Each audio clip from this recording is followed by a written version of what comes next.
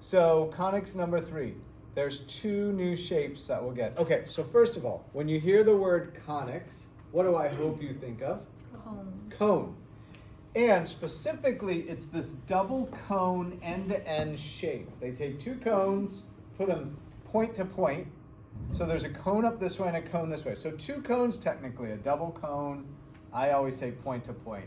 I think there's an actual name for it.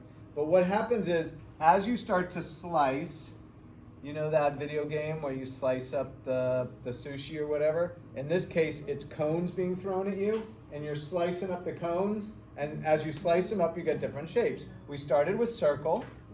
Do you remember what the second was we went to after the circle? It was a while ago now. Oh no, when was it? Yeah, it was last week on Thursday. Fruit Ninja. That's the game. Yes, that's right. Only I'm gonna name my video name Cone Ninja, because you gotta slice up the cones. Yeah, that's really dumb, but okay. Okay, so do you remember the ellipse? Everybody say ellipse. Ellipse. And what's the common name for ellipse? Oval. It's an oval shape. Fair enough? And that's where, so you slice the cone this way, you get a circle. You slice it at an angle, you get an ellipse because it starts to stretch out the circle. Now if you slice through both cones, do you see the 2 like reverse parabola shapes? There's one away from each other. That's what today's is. Well, there's 2 today. Actually, everybody say hyperbola. Hyperbola. There's an English word. You ever heard the English word hyperbole? Yes. A hyperbole is like an exaggeration, I think, if I got this right. So if you're speaking with hyperbole, you're kind of exaggerating the truth or something to that effect. So this is hyperbola. It's actually different.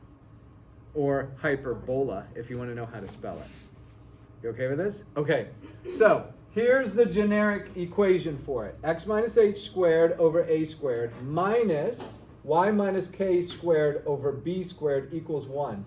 Do you remember enough about the ellipse equation to remember what it looked like?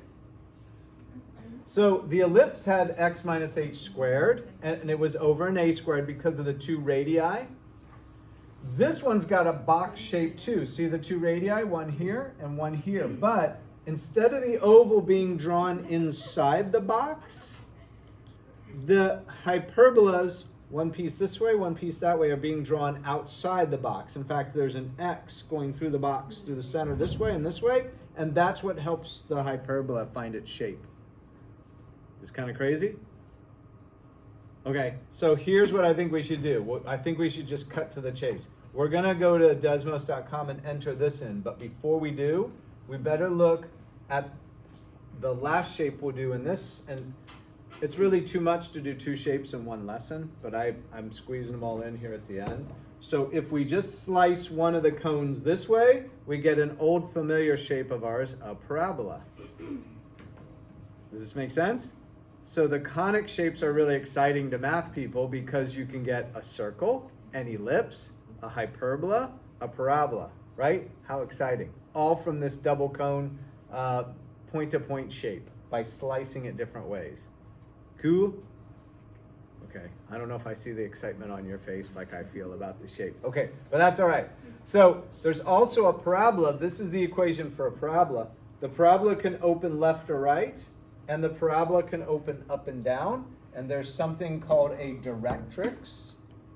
A directrix is a line that's p dimension back from the parabola, and also there's a focus.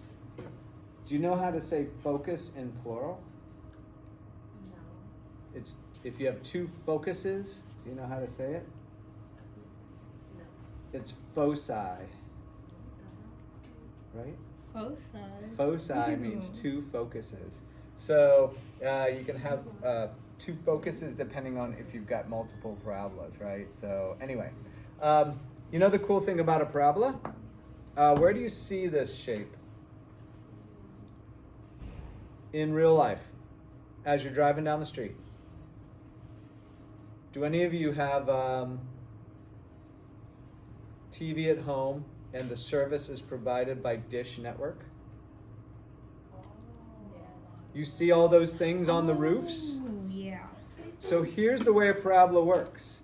A parabola is great for an antenna because the shape of the parabola all focuses back. So say this is the dish thing up on your roof. Here's your house, right? And you have dish network, right? So here's the parabola. The signals come down from the satellite like this. They bounce from the parabola right into the focus. It doesn't matter where these things come. They all can hit here, into the focus, here, into the focus, here, into the focus, here, into the focus. That's why you see the parabola. Does this look like, you've seen those big satellite, you've seen those big antennas where they're searching for extraterrestrial life? Have you seen those? They're like giant. They're the size of like, I don't know.